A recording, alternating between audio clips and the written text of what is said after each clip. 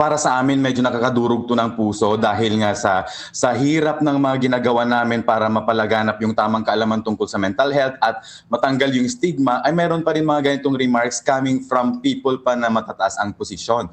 So Mhm. parang medyo sumasalungat yun kasi dun sa aming pananaw, sa aming paninindigan.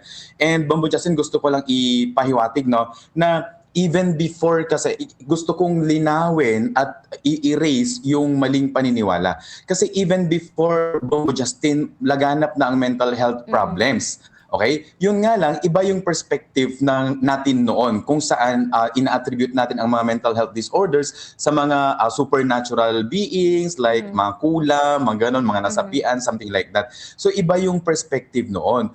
Pero kung titingnan natin yung mga history, mga literature, maraming tao na noon ang dumaranas ng mga simptomas ng mental health problems pero they are not labeled as mental health problems dahil nga iba yung pananaw.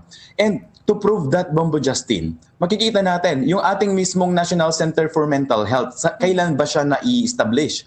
Na-establish yan mga bandang 1920s.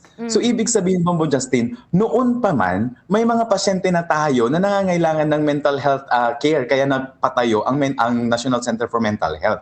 So hindi ibig sabihin na wala noon. Meron na noon pero hindi lang napag-uusapan.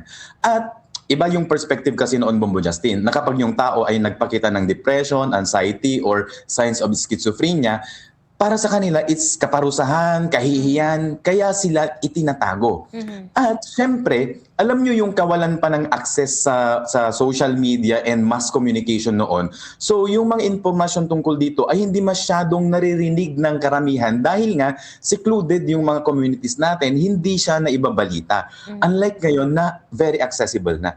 And another factor, Bambo Justin, noon pa man meron na yan. Yun nga lang, hindi siya nabibigyan ng pansin dahil nga sa mga stigma na yan.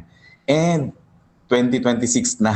So, kailangan makorek natin yung mga stigma na yan. And alam natin, no, even in the communities ngayon, informed na sila tungkol sa mga mental health issues na ito, no? Pero hindi lang natin alam itong sa ating mga senador kung minsan. Kasi maalala mo, Bombo Justin, meron yung remarks noon din ang isang TV host ng noon time show, no? Mhm. Tungkol sa depression na sinasabing nagkukunwari lang yan, papansin lang yan.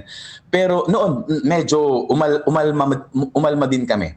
Pero tiningnan ko yun in a better perspective kasi dahil naging usapin noon yon, naging trending yun noon.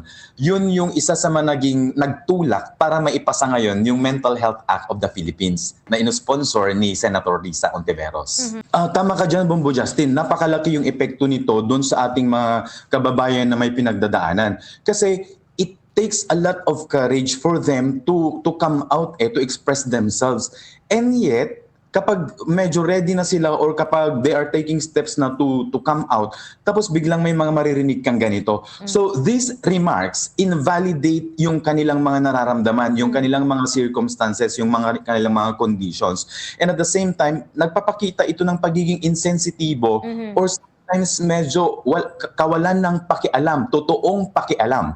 So kasi narinig natin yung isang senador ngayon na nagsasabi na i-address nyo yung pangangailangan ng mga kabataan. Huwag ako yung harapin nyo kasi matanda na ako.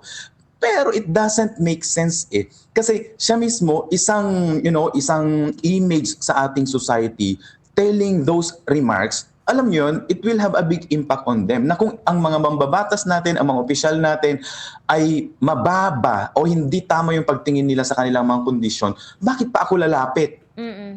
Di ba Bombo Justin? So, magkakaroon ngayon ng ng parang mayroon nga ba talagang tunay na pag-unawa at pakialam sa aming mga kabataan kung ganun ang mga remarks na naririnig natin. Mm. Ang social media may durong dalawang kanyan, role yan eh. So, on the first hand, pwedeng may mga hindi magagandang impluensya na makikita natin dito sa social media. Mhm. And in that sense, hindi naman natin kailangang iban totally yung paggamit, kundi i-regulate sana, no? So, unlike nga yung ibang bansa na kapag medyo pornographic website or medyo violent yung website, binablock siya ng system mismo. So, we can do the same sa Pilipinas instead of totally banning yung paggamit ng social media.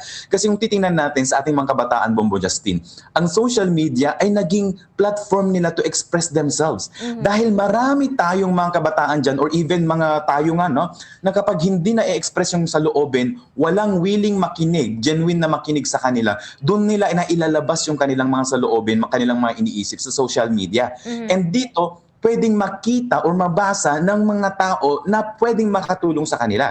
So, nagiging platform siya na pwede rin makatulong sa ating mga kabataan, Bombo Justin. Instead of totally banning, I would rather go for regulating.